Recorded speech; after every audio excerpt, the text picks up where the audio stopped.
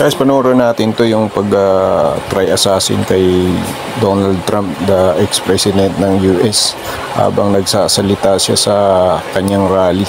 So panoorin natin. Recorded history into our country, and then the worst president in the history of our country took over, and look what happened to our country. Probably 20 million people.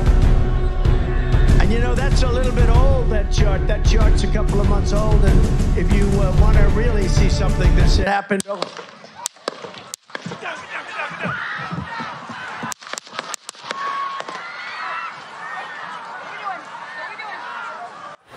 Yan, sunod-sunod na putok yung narinig natin, no?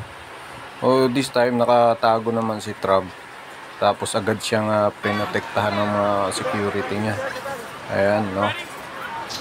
Oh, nagkagulo ng bahagya, no? Karoon ng panic yung mga tao na nandun sa rally. Ayan si Trump. Pero kumakaway-kaway pa rin siya. Pinapakita niya na lalaban tayo, sabi ni Trump siguro. Ayan, mga kinabara na siya.